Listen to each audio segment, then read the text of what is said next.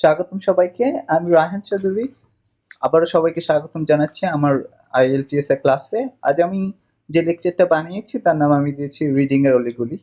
আর এখানে আপনারা ছবিতে দেখতে পাচ্ছেন যেভাবে সেভাবে আমরা আজ, যদিও সাইকেল দিয়ে না, কিন্তু আমরা আজ নিজের চেষ্টা করব রিডিং এর বিভিন্ন পথে বা রিডিং এর বিভিন্ন ফাঁক ফোকরে ঢুকতে। সো আমি রিডিং এর আজ বেসিক্যালি কোশ্চেন টাইপগুলো মধ্যে আমি 3টি কোশ্চেন টাইপ দেখিয়েছি এবং এগুলো নিয়ে আলোচনা করেছি, যে 3টি আসলে খুবই ইম্পর্টেন্ট এবং প্রতিটি আইএলটিএস পরীক্ষায় এই 3 ধরনের কোশ্চেন আপনি পাবেন। প্রথমে আমি আলোচনা করেছি হেডিং নিয়ে, কিভাবে হেডিং মিলাতে হয়। তারপর আলোচনা করেছি আমরা মাল্টিপল চয়েস কোশ্চেন নিয়ে, এবং সবশেষে আমি আলোচনা করেছি ট্রু ফলস নট গিভেন এই এই জিনিসগুলো নিয়ে। সো আমি আজ বেসিক্যালি রিডিং এর 3 ধরনের কোশ্চেন দেখিয়েছি এবং কিভাবে সেগুলো আনসার আপনি করবেন, কি ধরনের স্ট্র্যাটেজি আপনি ইউজ করবেন, সেগুলো সব আমি আপনাদেরকে দেখিয়েছি।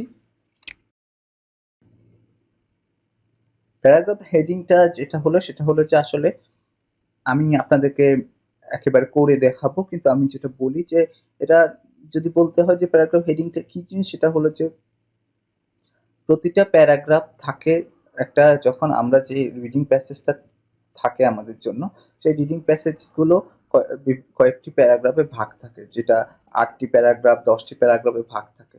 সো এই পুরো প্যারাগ্রাফটাকে, যে আলাদা আলাদা প্যারাগ্রাফগুলো আছে, প্রতিটা প্যারাগ্রাফ পড়ে আপনার এই প্রতিটা প্যারাগ্রাফের জন্য একটা হেডিং, কোন অ্যাপ্রোপ্রিয়েট হেডিংটার সঙ্গে এই প্যারাগ্রাফটা মিলতে পারে সেটা আপনাকে দেখতে হবে। সো আপনার কাছে কাছে যেটা জানতে হবে যে আসলে একটা প্যারাগ্রাফ সামারি করা অথবা একটা প্যারাগ্রাফ কি নিয়ে আলোচনা করা হয়েছে, এই যে জিনিসগুলো, এগুলো ইন্টারপ্রেট করার ক্ষমতা আপনার কেমন আছে সেটা বোঝার জন্যই আসলে প্যারাগ্রাফ হেডিংস এগুলো থাকে। এবং যদি আপনি ভালোভাবে ইন্টারপ্রেট করতে পারেন টেক্সটে আপনার প্যারাগ্রাফগুলো, তাহলে আপনি সহজেই এখানে আনসার করতে পারবেন। সো এই হেডিং এর ভয় দূর করার জন্য যেটা করতে হবে, আপনার আপনি প্রথমেই আমি বলবো যে আপনি সবসময় রিডিং এ আপনি কোশ্চেনে চলে যাবেন, হেডিং গুলোতে চোখ বোলাবেন, একটু স্কিম করে দেখবেন। তারপর আপনি যে প্যারাগ্রাফটা থাকবে সেখানে চলে আসবে। অনেক সময় যেটা করা থাকে যে ওরা একটা প্যারাগ্রাফের কে ওরা করে দেয়, যে ওরা দেখিয়ে দেয় যে, সো সেই ক্ষেত্রে যেটা তারা দেখাবে সেটা অবশ্যই আপনাকে করতে হবে না। তারা একটা স্যাম্পল দেখায় যাতে আপনি সহজে কেমন ভাবে আনসার করতে পারবেন বা এই প্যারাগ্রাফ হেডিংটা কি সেটা বুঝতে পারেন। সো যেটা দেয়া থাকবে সেটা তো আপনার করার দরকার নেই। আর বাকিগুলো প্রথম যে হেডিংটা দেখার পরে আপনি কোশ্চেনে চলে যাবেন, যে প্যারাগ্রাফটা হেডিং বের করতে হবে সেটা আপনি পড়া শুরু করুন। পড়া শুরু করার পর প্যারাগ্রাফের প্রথম লাইনটাকেই সাধারণত টপিক সেন্টেন্স বলে।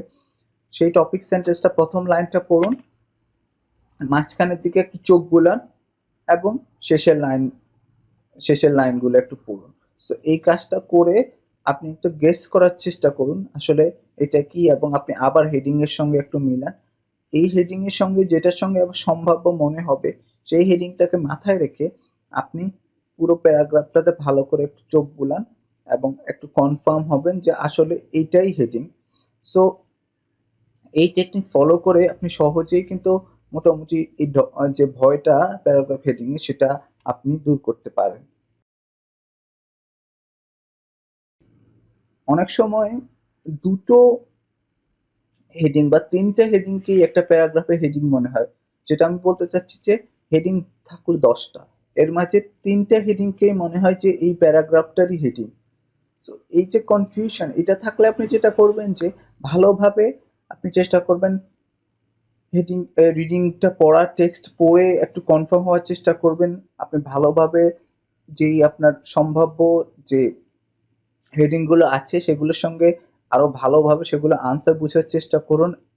ধরুন আপনার 3টা অপশন আপনার কাছে, 3টে অপশনই মনে হচ্ছে যে আপনার এটার হেডিং হতে পারে। সো 3টে অপশনকে হাতে রাখুন, 3টে অপশন অর্থ পড়ুন, অর্থ বুঝার চেষ্টা করুন এবং রিডিং এ এই 3টার সঙ্গে কোনটা বেস্ট ফিট হয় সেটা দেখুন। যদি দেখুন যে 3টা বা 2টাই মনে হচ্ছে আপনার কাছে এটার আনসার হতে পারে, সেক্ষেত্রে দুটোকেই রাখুন, দুটোকেই আপনার আনসারের মধ্যে রাখুন, কিন্তু দুটোকেই না লিখে আপনি দুটোকেই আপনার পরীক্ষার হলে আপনি কোশ্চেন পেপারে লিখে ফেলতে পারেন এ অর সি। সো এটা রাখুন, এরপরে আপনি অন্যগুলোতে চলে যাবেন। কখনোই একটাকে নিয়ে, যদি একটাকে নিয়ে আপনি বসে থাকেন সেক্ষেত্রে আপনি নিশ্চিত রিডিং এ খারাপ করবেন, কারণ একটার মার্কস হারালে সমস্যা নেই, আপনার কাছে বাকি 39 কিন্তু আছে, 39 মার্কস পাওয়া। সো 39 কোশ্চেনের দিকে আপনি যান, এই একটাকে ফেলে পরে যান, গিয়ে আপনি অন্য অন্য যে হেডিং গুলো সেগুলো মিলান, সেগুলোর সঙ্গে যদি আপনার যে সম্ভাব্য, আমি বলেছি যে ২টো বা ৩টা থাকে, সেগুলোর সঙ্গে যদি এই ২টো ৩টোর কোনোটা চলে যায় তাহলে তো ভালোই। আর যদি না যায়, শেষ দিকে আপনি আরেকটু সময় দিয়ে চিন্তা করার চেষ্টা করুন এবং করে যেটা আপনার কাছে মনে হয় যে বেস্ট ফিট হবে সেটাকে আপনি এখানে বসিয়ে দেন।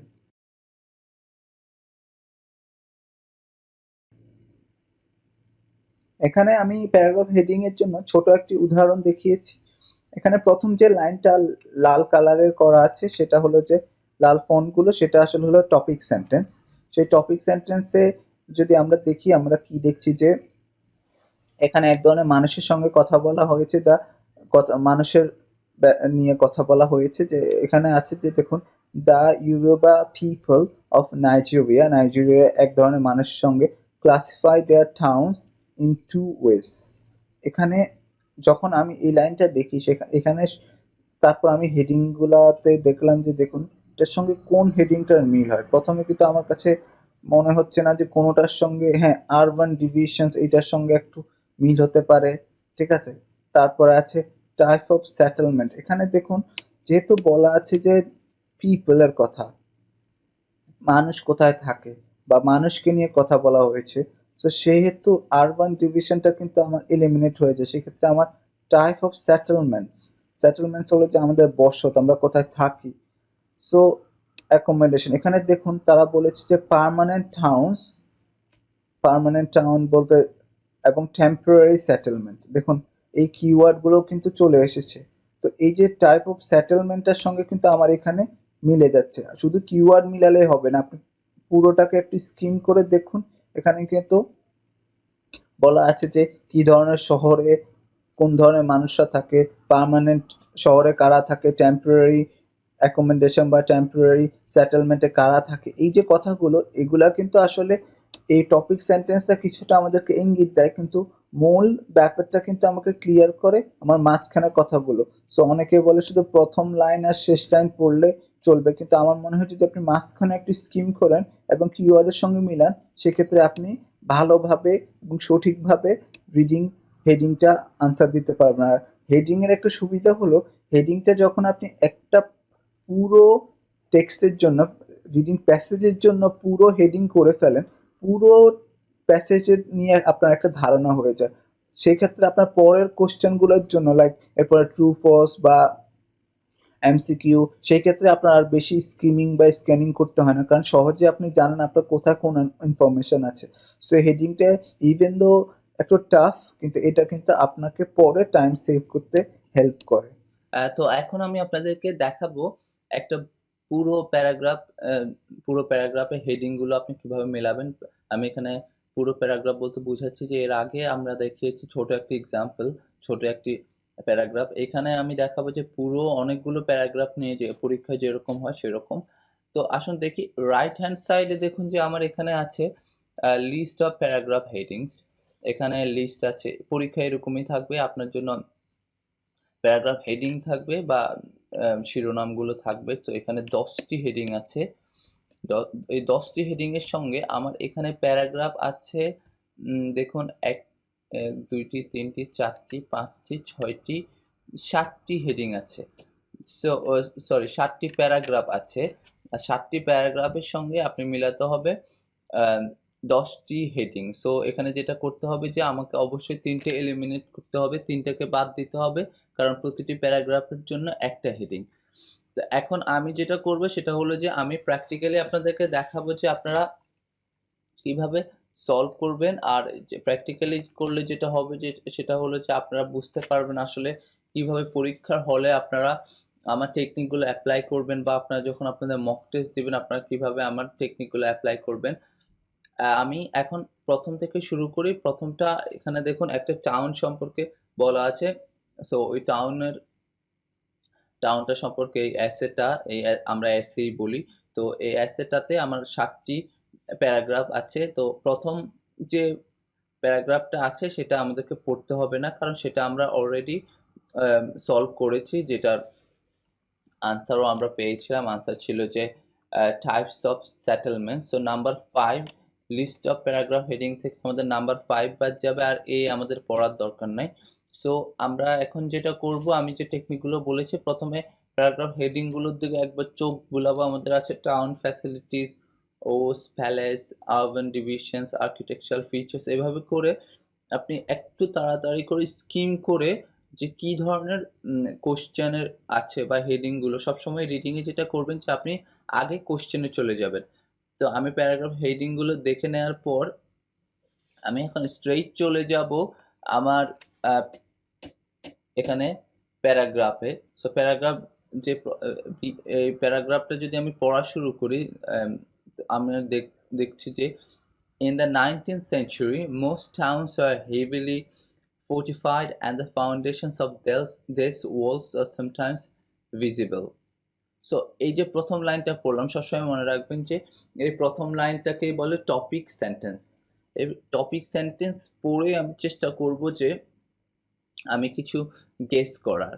এই যে গেস করার প্রথম টপিক সেন্টেন্সটা পড়ে গেস করাটা কারণ হলো নর্মালি, কারণ আপনার আইএলস রিডিংয়ে সেই বিশাল সময় থাকবে না যে আপনি লাইন বাই লাইন পড়বেন। ইভেন দো হেডিং মেলানোর জন্য অনেক সময় আপনার লাইন বাই লাইন পড়তে হতে পারে, কিন্তু বেশিরভাগ ক্ষেত্রেই টপিক সেন্টেন্সটা পড়ে আপনি গেস করার চেষ্টা করবেন।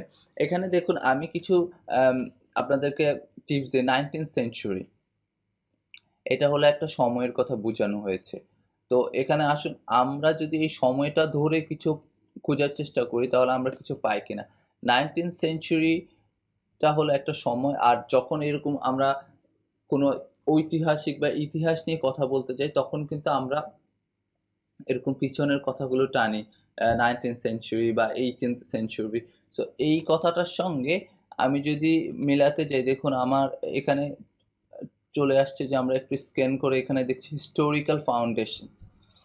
তো যখনই আমি হিস্টোরিক্যাল ফাউন্ডেশনস দেখব তখন আমি চেষ্টা করব কি আরও একটু এখানে যেতে। আমি এরপর আরেকটু স্কিম করে দেখব, স্কিম বা স্ক্যানিং করে দেখুন যে এখানে দেখুন যে যেহেতু হিস্টোরিক্যাল আছে, হিস্টোরিক্যাল হলো যে 19th সেঞ্চুরি, এবং তারপরে দেখুন যে এখানে আছে যে ফাউন্ডেশনস।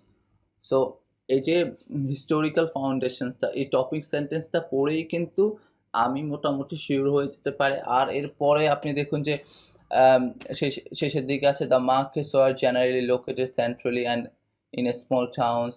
সো এখানে বোঝানো হয়েছে কি যে মার্কেট কোথায়, স্মল টাউন কোথায় ছিল, মার্কেট কোথায় ছিল। সো যে এই হিস্টোরিক্যাল ফাউন্ডেশনসটা হলো আমার এখানে আনসার।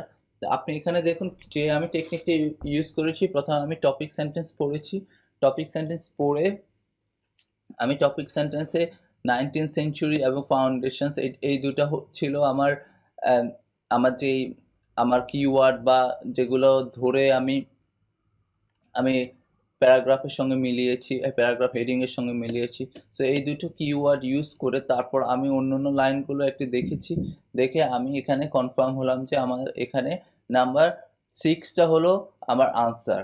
সো এরপরে আমি কুইকলি মুভ করব নাম্বার সিতে বা সিতে। সেখানে আমি দেখি যে the palaces are often very large. In the 1930s, the area of O's palace covered 17 acres and consisted of a series of courtiers surrounded by private and public rooms. তো এখানে একটা জিনিস হলো কি, এখানে আমরা যদি দেখি যে আমরা দেখব যে এখানে কিন্তু খুব কনফিউজিং একটা জিনিস আছে। এখানে আমাদের একটা প্যালেস নিয়ে কথা বলা হয়েছে, আর প্যালেসের কথা কিন্তু আমাদের নাম্বার 2তে আছে। তো সবসময় মনে রাখবেন যে আমি বলেছি যে আমার কিন্তু অপশন 10টি, এই 10টির মাঝে আমার 7টি পিক করতে হবে। তো আমরা আরো একটু দেখবো যে আসলে আর অন্য কোনো কিছু এখানের সঙ্গে আছে কিনা যেটাকে আমি এখানে বসাতে পারি, যেটা আমার জন্য অ্যাপ্রোপ্রিয়েট। সো এখানে দেখুন, after colonization, many of the palaces were completely or partially demolished. So এই লাইনটা যদি আমরা দেখি, এখানে আমরা দেখব যে এখানে আসলে আমাদের যেটা হলো যে এই লাইনটা দেখার পর আপনি আরো একটু দেখুন যে um, often the rulers built two-story houses for themselves using some of the palace grounds for government buildings. So এই যখন পুরোটা আপনি দেখে ফেলছেন তখন দেখবেন কি আসলে এই যে আমাদের এই পুরোটা দেখে ফেলার একটা সুবিধা হলো কি, আমরা যদিও প্রথমে মনে করেছি এটা নাম্বার 2 বা ওস প্যালেস আমাদের আনসার হতে পারে, কিন্তু আসলে এটার আনসারটা হবে যে ভেরিয়াস চেঞ্জেস, যেটা হলো নাম্বার 9। কারণ নাম্বার 9 হওয়ার কারণ হলো যে এখানে আসলে দেখানো হয়েছে যে এটা কিভাবে চেঞ্জ হয়েছে। আর এটা এই যে ক্লুটা আমরা পাই এখানে যে after colonization many of the palaces were completely or partially demolished। যেহেতু প্যালেসগুলো ড্যামলিশ হয়ে গেছে, সো আমার প্যালেসটা কিন্তু আনসার হতে পারে না, আমার আনসার হতে পারে যে কি ধরনের চেঞ্জ হয়েছে, সো এখানে কিন্তু এটা একটু কনফিউজিং, কারণ এখানে নাম্বার 2 ওস প্যালেস একটা সম্ভাব্য আনসার হতে পারে, নাম্বার 4 আর্কিটেকচারাল ফিচার্স এটাও একটা সম্ভাব্য আনসার হতে পারে। তো যখন এরকম 2-3টা থাকবে সবগুলোকেই আপনার মাথায় রাখুন। এরপরে যখন দেখবেন যে এগুলো অন্যগুলোর সঙ্গে মিলে গেছে তখন কিন্তু আপনি এগুলো এলিমিনেট করে দিতে পারেন, কিন্তু এটার আনসার হলো ভেরিয়াস চেঞ্জেস। তারপরে আমরা চলে যাই, the town is divided into different sections. In some towns there is a regular extending out from the center of the town like spokes on a wheel। আমরা এত বেশি কিছু না করে আমি যদি প্রথম টপিক সেন্টেন্সটা দেখি, the town is divided into different sections, এটার সঙ্গে আমার নাম্বার 3 পুরোটা মিল আছে আরবান ডিভিশনস। সো এখানে আর কিছু চিন্তা করার দরকার নেই, আর কিছু ভাবনারও দরকার নেই। হেডিংয়ের মাঝে 2-3টা খুবই সহজ থাকে আর কিছু কঠিন থাকে, সো আমি ওই কঠিনগুলোতে বেশি সময় ব্যয় করে সহজগুলোতে কম সময় যদি ব্যয় করি তাহলে আমি আমার যে টাইম ব্যালেন্সটা সেটা করতে পারবো। আর রিডিংয়ের জন্য টাইম ব্যালেন্সটা খুব ইম্পর্টেন্ট। আসুন মুভ করি এর পরেরটিতে। Houses R rectangular and either have a courtyard in the center or the rooms come off a central corridor।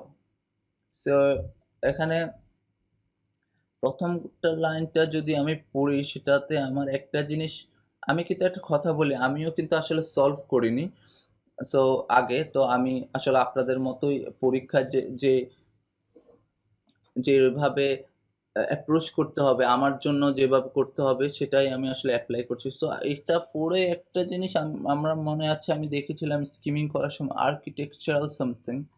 এখানে দেখুন আর্কিটেকচারাল ফিচার্স এটা হতে পারে, কারণ হলো যে আমার যেহেতু এখানে বলা আছে যে houses R rectangular and either have a courtyard in the centre or the rooms come off a central corridor. যেহেতু এখানে কিন্তু বলা হচ্ছে যে আসলে কি ধরনের আপনার কি ধরনের বাড়িগুলো কিভাবে তৈরি, সেহেতু এটার সঙ্গে আর্কিটেকচারাল ফিচারের মিল আছে, সো আমার এই আনসারটা হবে আর্কিটেকচারাল ফিচার। আর আপনারা আরও যদি একটু মিল বা খুঁজতে চান, এখানে দেখুন buildings of this materials are easy to alter. এখানে যেহেতু দেখুন সিমেন্টের কথা আছে, বিল্ডিংয়ের কথা আছে, কনক্রিট ব্লকের কথা আছে, 2 স্টোরি হাউসের কথা আছে, সো এখানে আসলে পুরো কথাটাই কিন্তু আমি এখানে স্কিম করে কিভাবে করতে হয় সেটা দেখাচ্ছি। প্রথম টপিক লাইনটার সঙ্গে পুরোটারই একটা মিল আছে এবং এটা এখানে আনসার হবে আর্কিটেকচারাল ফিচার্স। তারপরে চলে যাই আমরা নাম্বার এফ, এখানে আছে the builder or the most senior man gets a room either near the entrance or in a 2 storied house next to the balcony. So এখানে আমি দেখছি যে আসলে দেখানো হয়েছে যে আসলে কোন মানুষ কোথায় থাকে বা কোন মানুষ কেমন ঘরে থাকে, সো এটার সঙ্গে আমাদের কিছু মিল আছে কিনা সেটা আমি একটু দেখি। ওকে, এটার সঙ্গে আমাদের মিল যেটা সেটা হলো যে একেবারে সহজ, দেখুন ডোমেস্টিক অ্যারেঞ্জমেন্ট, এটা হলো যে সহজেই একেবারেই দেখুন এখানে লেখা আছে যে ডোমেস্টিক মানে তো আমরা বুঝি ঘর বুঝায়, বা যারা ঘরে থাকে এমন কিছু। সো সিনিয়র ম্যানরা কোথায় থাকে, জুনিয়র ম্যানরা কোথায় থাকে, চিলড্রেনরা কোথায় থাকে, যেহেতু এটা দেখা হচ্ছে, সো অবশ্যই এখানে ডোমেস্টিক অ্যারেঞ্জমেন্ট হবে আমার আনসার। তারপরে জিতে দেখুন প্রথম লাইনটা হলো অ্যামিনিটিস ভ্যারি। অ্যামিনিটিস হলো যে এই ভোকাবুলারিটা যদি না জানলেও কোনো সমস্যা নেই। অ্যামিনিটিস হলো যে আপনার কোনো টাউনের কি সুযোগ সুবিধা। তো এই যদি না জানেন এর পরের দিকে যান, দেখুন যে in some towns most of the population uses communal water taps. So এখানে অবশ্যই আমরা বুঝতে পারছি যে আসলে এই টাউনটাতে কি ধরনের সুযোগ সুবিধা আছে। সো অবশ্যই এটার আনসার হবে নাম্বার 1, টাউন ফ্যাসিলিটিস। সো এখানে দেখুন আমি আমার 7টা প্যারাগ্রাফ আমি কিন্তু 7টা প্যারাগ্রাফ হেডিং এর সঙ্গে মিলিয়েছি, এবং এখানে যেটা বলা দরকার সামারি করে প্রথম লাইনটা অনেক সময় টপিক সেন্টেন্স ইউজ করেছি, এরপরে পুরোটাতে একটি স্কিম করুন। আর আপনি সবসময় চেষ্টা করুন যে আপনার মাথায় আপনার হেডিংগুলো রাখার জন্য প্রথমে কোশ্চেন দেখবেন, তারপরে আপনি প্যারাগ্রাফে আসবেন বা এসেতে আসবেন। তো প্রথমে কোশ্চেন, তারপর সেই কোশ্চেনটা খুঁজবেন, টাইমকে ইফেক্টিভলি কাজে লাগানোর চেষ্টা করবেন। যদি কনফিউজ থাকেন কোনো কিছু নিয়ে, সেটাতে না লেগে থাকে পরেরটাতে জাম্প করুন, এবং আবার আপনি যদি সময় পান আপনি কিন্তু আবার আসবেন এবং আবার দেখতে পাবেন। সো এইভাবেই আমরা কিন্তু আমাদের প্যারাগ্রাফ হেডিং এর যে সমস্যাটা সেটা আমরা দূর করতে পারি। এখন আমি আপনাদেরকে আজ দেখাবো কিভাবে আপনারা এমসিকিউ টাইপ কোশ্চেন বা মাল্টিপল চয়েস কোশ্চেন এগুলো আপনারা সলভ করবেন। আমি জানি আপনাদের সবারই এমসিকিউ জাতীয় কোশ্চেনের সঙ্গে পরিচয় আছে। এখানে তিনটি অপশন দেয়া থাকে বা 4টি অপশন দেয়া থাকে। সেই অপশনগুলো থেকে আপনি অ্যাপ্রোপ্রিয়েট অপশনটা আপনাকে খুঁজে বের করতে হবে। তো আমি আসুন এই রিডিং টেস্টের জন্য আপনি যে স্ট্র্যাটেজিস গুলো ফলো করবেন সেটা হলো যে আপনি প্রথমে আমি বলেছি রিডিং এর জন্য কোশ্চেনে চলে যাবেন। কোশ্চেনে গিয়ে কোশ্চেনটা পড়বেন। পড়ার পর এখানে আপনার প্রথমে অপশনগুলো পড়ার দরকার নেই। কোশ্চেন পড়ে আপনি যেটা করবেন যে সেটা হলো যে আপনি কোশ্চেন থেকে কিওয়ার্ড গুলো খুঁজে বের করবেন। একটা বা দুটো কিওয়ার্ড থাকে, সেই কিওয়ার্ড গুলো আন্ডারলাইন করবেন পেন্সিল দিয়ে। কিওয়ার্ড গুলো আন্ডারলাইন করে সেই কিওয়ার্ড অথবা কিওয়ার্ডের সিনোনিমস আপনার মাথায় ঘুরাবেন যে প্রথমে কিওয়ার্ড দিয়ে যাবেন, গিয়ে আপনার এখন আপনি রিডিং এ চলে যাবেন, গিয়ে আপনি সেই কিওয়ার্ডটা খোঁজার চেষ্টা করবেন। খুঁজে এখানে আপনি স্ক্যান করে যদি কিওয়ার্ডটা পেয়ে যান সেই কিওয়ার্ডের আশেপাশে পড়বেন। পড়লেই এখন আপনি অপশনগুলো পড়বেন, কোশ্চেনটা আবার দেখবেন। সো হবে কি আপনি এভাবেই আপনি সহজে আনসারটা খুঁজে পাবেন। আমি এখানে যেটা বলবো যে এখানে একটু সতর্ক হওয়ার বিষয় আছে যে আসলে অনেক যদি আপনি সিনোনিমসটা মাথায় না রাখেন, এখানে কঠিন কোনো সিনোনিমস থাকবে না, খুব সহজ সিনোনিমস থাকবে।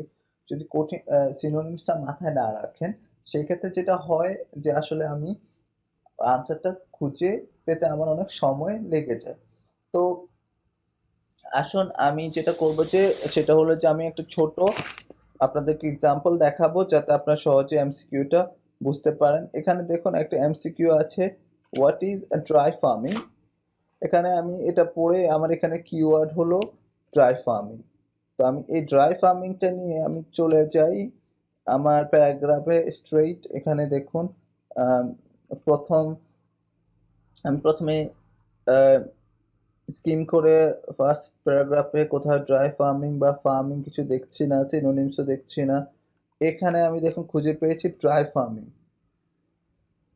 সো ড্রাই ফার্মিংটা আসুন আমি এখন পড়ে দেখি। This was the Discovery that repeated flowing of fallow unproductive land could preserve nitrogen and moisture allowing the land to eventually be cultivated. So এখানে যে কথাটা সেটা হলো যে আসলে এটা একটা প্রসেস যেটার মাধ্যমে জমিকে কাল্টিভেট করা মানে চাষাবাদ করা হয়, যেখানে কি হয় যে আমার নাইট্রেট এবং ময়েশ্চার এগুলো প্রিজার্ভ থাকে। সো এখন আসুন আমরা এবার অপশনগুলোতে চলে যাই। এখানে আছে what is dry farming, preserving nitrates and moisture. হ্যাঁ এটা ঠিক আছে, বাট এর পরের অপশনগুলো দেখি। Ploughing the land again and again, ঠিক আছে। কাল্টিভেটিং ফলো ল্যান্ড, হ্যাঁ। তো এখানে যেটা হলো যে ড্রাই ফার্মিংটা আমার একটা সবসময় একটা সেন্স রাখার চেষ্টা করবেন। এখানে কিন্তু প্রথম দুইটাও মনে হয় যে আনসার, কিন্তু যদি হয় হোয়াট ইজ ড্রাই ফার্মিং, আপনি যদি লিখুন প্রিজার্ভিং নাইট্রেটস অ্যান্ড ময়েশ্চার, সেটা হবে না। আসলে ড্রাই ফার্মিং মানে হলো কাল্টিভেট করা।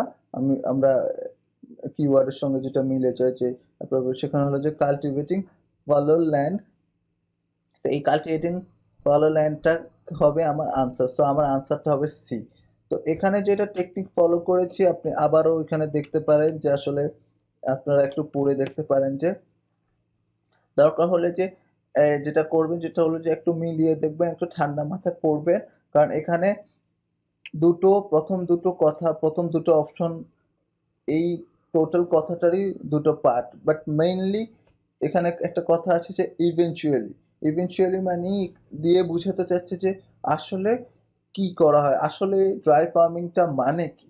তো এইভাবে আমরা সহজেই কিন্তু এমসিকিউটা খুঁজে বের করতে পারি। তো সামারাইজ করে আমি বলবো যে আপনার প্রথমে কিওয়ার্ড দেখবেন, কুইকলি চলে যাবেন রিডিং এ, আপনি কিওয়ার্ডটা খুঁজবেন অথবা কিওয়ার্ড সিনোনিম খুঁজবেন, পড়বেন, অপশনগুলোর সঙ্গে মিলাবেন এবং আপনি এভাবেই আপনার মাল্টিপল চয়েস কোশ্চেন খুব সহজেই সলভ করতে পারবেন। ওয়েল, এই পর্যায়ে আমি আপনাদেরকে দেখাবো যে ট্রু, ফলস এবং নট গিভেন। এটা সাধারণত আইএলটিসি রিডিং টেস্টে প্রতিটি রিডিং টেস্টে আপনি ট্রু, ফলস আর নট গিভেন পাবেন। এই যে ট্রু, ফলস আর নট গিভেন এটা আমরা ছোটকাল থেকে করে এসেছি, বাংলাতে বলুন ইংরেজিতে বলুন। কোনো একটা স্টেটমেন্ট সত্য বা মিথ্যা কিনা সেটা আমরা যাচাই করব। আর এখানে যাচাই করার জন্য যেটা হবে যে আমাদেরকে একটা সেন্টেন্স থাকবে, একটা অথবা দুটো সেন্টেন্স থাকতে পারে। সেই সেন্টেন্সটা আমরা রিডিং এর সঙ্গে মিলিয়ে দেখব এটা সত্য বা মিথ্যা কিনা। তো ছোটকাল থেকে আমরা যেটা করতাম যে সত্য বা মিথ্যা কিনা, কিন্তু এইখানে এসে যেটা একটা কনফিউজ করে আমাদেরকে সেটা হলো যে নট গিভেন, যে এটা আসলে সত্য না মিথ্যা না, এটা আসলে টেক্সটে নেই এরকম কিছু, বা টেক্সটে এরকম কিছু বলা হয়নি, সেটাকেই বলা হয় নট গিভেন। সো এখানে আমি আরেকটা জিনিস বলি যে অনেকে এখানে মিস্টেক করে থাকেন। আপনি দেখবেন যে আসলে এটা কি ট্রু, ফলস, নট গিভেন অথবা ইয়েস, নো, অথবা নট গিভেন অথবা নো ইনফরমেশন। এখানে এটা আমি বলে নেয়ার কারণ অনেকে পরীক্ষায় লেখা থাকে ট্রু, ফলস, নট গিভেন, কিন্তু পরীক্ষার্থী ট্রু এর জায়গায় ইয়েস লিখে দিয়ে আসে। যদিও মনে হয় যে ট্রু এবং ইয়েসটা একই ধরনের কথা, কিন্তু মনে রাখবেন যদি আপনি ট্রু এর জায়গায় ইয়েস লেখেন সেক্ষেত্রে আপনি কোনো ধরনের মার্কস পাবেন না। সাধারণত ট্রু হয় যে কোনো ফ্যাক্টসের জন্য, ফ্যাক্টগুলোর জন্য আসলে ট্রু, ফলস তখন থাকে। আর যদি লেখকের কোনো অপিনিয়ন বা বলা হয় যে রিডিং এ কারো অপিনিয়ন জানতে চাওয়া হয়, বা ওইখানে কোনো ধরুন সায়েন্টিস্ট একটা ওপিনিয়ন দিয়েছে সেটা সত্য না মিথ্যা, সেই ক্ষেত্রে ইয়েস নো দেওয়া হয়। সো মনে রাখবেন যে ওপিনিয়ন যখন থাকবে সেই ক্ষেত্রে ইয়েস নো দেয়া থাকে। আর এখানে এমনিতে হলে ট্রু, ফলস। সহজ কথা হলো আপনি দেখবেন আসলে আপনার কোশ্চেনে কি থাকে, কোশ্চেনে যা থাকবে আপনি তাই লিখতে হবে। আপনি কোনো অ্যাজাম্পশন করে লিখতে হবে না যে এখানে ইয়েস দেব না ট্রু দিব। পরীক্ষায় লেখা থাকবে যে ট্রু, ফলস অথবা ইয়েস নো। সো যেটা লেখা থাকে সেটাই লিখবেন। আর আমি ট্রু, ফলস, নট গিভেন নিয়ে যেটা বলবো যে সহজ কথায় যে সেন্টেন্সটা দেয়া থাকে সেটা যদি আপনার রিডিং এ আপনি খুঁজে পান, বা সেটা যদি আপনার রিডিং এ মনে হয় যে এটা একেবারেই আপনার ঠিক কথা, সেক্ষেত্রে ট্রু হবে। যদি অপোজিট হয় সেক্ষেত্রে অবশ্যই এটা ফলস হবে। এখন যদি বলা হয় যে সেটা দেয়াই ছিল না, আমি একটা ছোট এক্সাম্পল দিই। ধরুন আমি এখন যে কথা বলছি, আমি বললাম যে আমার নাম রায়হান, তো এই কথাটা সত্য কথা। এখন আমি লিখলাম যে রিডিং প্যাসেজে আছে আমার নাম রায়হান, আমি বাংলাদেশে বাস করি, আমি বাংলাদেশে বড় হয়েছি, সো আমি বাংলাদেশের নাগরিক, এই ইনফরমেশন গুলো রিডিং এ দেয়া আছে। সো আমার কাছে এখন ট্রু, ফলস আছে যে আমার নাম রায়হান, সেটা হবে সত্য। যদি এখন বলা হয় যে আমার নাম এক্স অথবা যে এই কথা বলছে তার নাম এক্স, কিন্তু দেওয়া আছে প্যাসেজে রায়হান, সেক্ষেত্রে সেটা হবে মিথ্যা। আর যদি দেওয়া হয়েছে কোনো একটা ইনফরমেশন নেই, যে হয়তোবা দেওয়া হলো আমি আমি আমার এডুকেশন নিয়ে কোনো ইনফরমেশন দেই নাই, কিন্তু এখানে লেখা আছে যে আমি অমুক স্কুল থেকে আমার পড়াশোনা করেছি, এটা আপনার প্রশ্নে দেওয়া আছে কিন্তু এটা আমার রিডিং প্যাসেজে এরকম কোনো ইনফরমেশন নাই, সেক্ষেত্রে সেটা হবে নট গিভেন বা নো ইনফরমেশন। সো আমরা আরেকটু দেখি স্ট্র্যাটেজি, যেটা হলো যে এর আগে আমি বলেছি কোশ্চেন গুলো কিন্তু প্রথম একটা 1 নাম্বার কোশ্চেন পাবেন, তারপর 2 নাম্বার কিন্তু 1 নাম্বারের পরে, কখনোই এর আগের যেখানেই পাবেন এর আগের অংশগুলো পড়তে হবে না, এর পরের দিকে বা এর নিচের দিকে আপনি দেখতে হবে। সেকেন্ডলি যেটা আমি ইম্পর্টেন্ট বলবো যে স্ক্যান করে বের করা, এটা আসলে আপনার কাছে, এটা কোনো টিপস এর জন্য আমি প্রথম যে আমার রিডিং প্যাসেজটা বানিয়েছিলাম, আপনি যত বেশি স্ক্যান করে ইনফরমেশন বের করতে পারবেন, মনে রাখবেন আপনি যদি ইনফরমেশনই বের না করতে পারেন কোথায় আপনার জিনিসটা আছে সেটা বের না করতে পারলে কিন্তু আপনি এটা সত্য বা মিথ্যা বা নো ইনফরমেশন নট গিভেন সেটা আপনি কিন্তু পাবেন না। সো স্ক্যান করার বা স্কিম করার, এখানে কিছু স্কিম করে ভালোভাবে স্ক্যান করতে হবে এবং সবশেষে আপনি ক্লোজ রিডিং করতে হবে, এই প্র্যাকটিসগুলো আপনাকে ভালোভাবে আয়ত্ত করতে হবে। আর এই জন্যই অনেকে রিডিংটাকে অনেক কঠিন পান, কঠিন মনে করে, কিন্তু আপনি যদি ভালোভাবে প্র্যাকটিস করেন এবং এইভাবে আমি যেভাবে বলছি যে আপনি কিওয়ার্ড ধরে ধরে, যে আছে যে আমার নাম, তো এখানে আমার নামটা একটা কিওয়ার্ড, আমার নাম রায়হান, সো নাম রায়হান এগুলো কিওয়ার্ড, সবসময় মনে রাখবেন কিওয়ার্ডের ক্ষেত্রে আপনি চেষ্টা করবেন অনেক সময় বিভিন্ন ডেটগুলো, সে 18th সেঞ্চুরি 1994, এই ডেটগুলো নিয়ে যদি কোনো ইনফরমেশন থাকে তাহলে সহজে ডেটে চলে যাবেন। কোনো যদি কিওয়ার্ডটা খুঁজবেন যে ডেটটা, কারণ সহজে সেটা বোঝা যায়। কিওয়ার্ডটা যদি থাকে কারো নাম নিয়ে ক্যাপিটালে কারো নাম আছে কিনা সেটা খোঁজার চেষ্টা করুন। এভাবে কিওয়ার্ডগুলো যত সহজে খুঁজতে পারবেন, আর প্যাসেজটাকে আপনি এক ঝলক দেখে দেখে ফেলবেন। প্রথমে আপনি প্রশ্ন পেয়ে একবার এক ঝলক দেখে ফেলবেন আসলে কি আছে, কোশ্চেন দেখবেন, পুরো প্যাসেজটা দেখবেন, দেখার ফলে হয়ে যাবে কি আপনার পেন্সিল দিয়ে আপনি যখনই আপনার যে ট্রু ফলস এর কিওয়ার্ড একটা সেন্টেন্স আছে, এটা ট্রু না ফলস, এখানে কিওয়ার্ড নেবেন, নিয়ে আপনি আপনার টেক্সটে চলে যাবেন, আপনার রিডিং প্যাসেজে চলে গিয়ে পেন্সিল দিয়ে ওই কিওয়ার্ডটা পেলেই ওখানে আন্ডারলাইন করবেন। এভাবে আপনি সহজেই খুব সহজভাবে আপনি আপনার স্ক্যান করে কোথায় ইনফরমেশন আছে সেখানে চলে যাবেন। আপনি যাওয়ার পর ওই ক্লোজ রিডিং করবেন, করে তখন আবার আপনার কোশ্চেনটা ভালো করে পড়বেন, পড়ে আপনি একটা ডিসিশন নেবেন যে আসলে এটা কি সত্য না মিথ্যা। আর একটা জিনিস হলো যে বেশিরভাগ ক্ষেত্রেই তারা আপনাকে কনফিউজ করার জন্য সহজ একটা সিনোনিমস ব্যবহার করে যাতে আপনি কিওয়ার্ডটা খুঁজে না পান। সো অলওয়েজ আপনার মাথায় আপনি রাখার চেষ্টা করুন যে আসলে কোনো ধরনের সিনোনিমস ব্যবহার হয়েছে কিনা।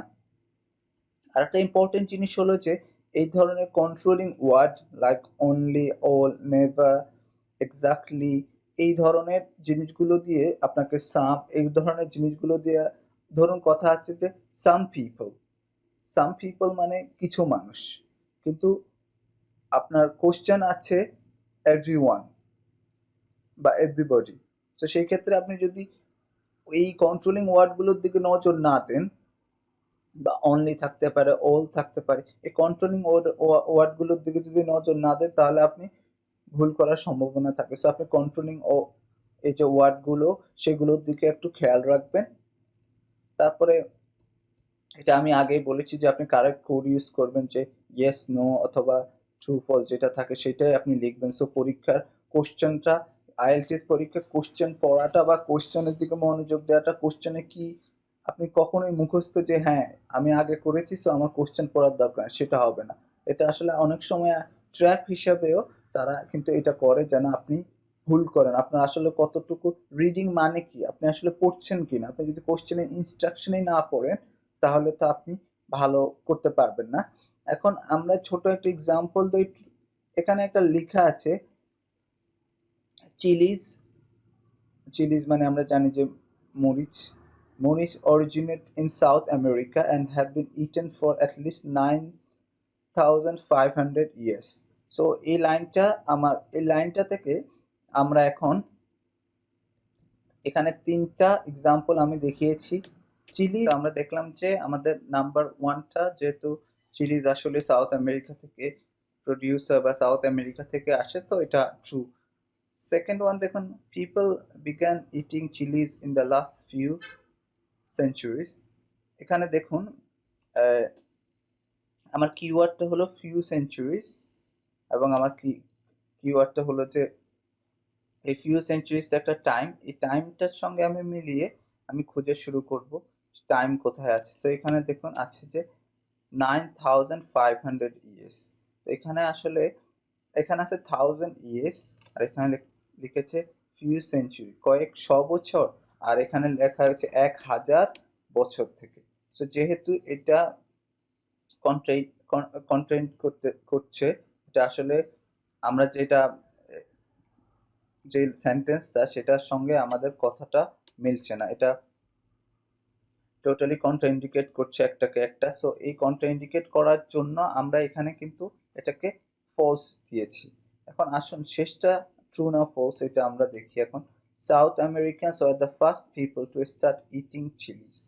এখন কোনো কোনো সময়ে আইএলসে লিসেনিং বলুন, রিডিং এবং আপনি কিছু জিনিস আপনার আপনার ইন্টেলিজেন্সি ইউজ করে বা আপনি ইন্টেলিজেন্ট নিজেকে মনে করে আপনি গেস করে দিবেন না। গেস করে মানে হলো যে আপনি হ্যাঁ কোনো কিছু মিস করলে গেস করতে পারেন, কিন্তু এই ক্ষেত্রে আপনি যদি বলেন হ্যাঁ চিলিজ তো সাউথ আমেরিকাতে প্রডিউস হয়েছে, সো ওই লোকগুলোই হয়তোবা বেশি খেয়েছে বা প্রথম খাওয়া শুরু করেছে, সেক্ষেত্রে যেহেতু এই ইনফরমেশনটা এই লাইনে নেই সেক্ষেত্রে কিন্তু এটাকে আপনি নট গিভেন দিতে হবে।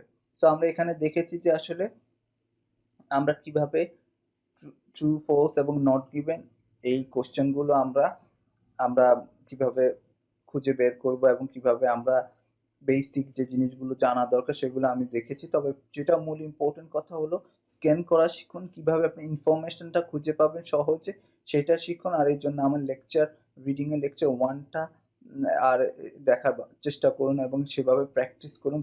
বেশি বেশি ইংলিশ পড়ার চেষ্টা করুন, ইংলিশ পড়ে ইংলিশ কিওয়ার্ডগুলো দেখে কিভাবে খুঁজে বের করতে হয় এগুলো আপনারা শেখার চেষ্টা করুন। আপনি নিজের একটা ওয়ে বের করুন, অথবা যদি না পারেন ইন্টারনেটে সার্চ দেন যে কিভাবে খুঁজে পেতে পারেন। সো ধন্যবাদ সবাইকে।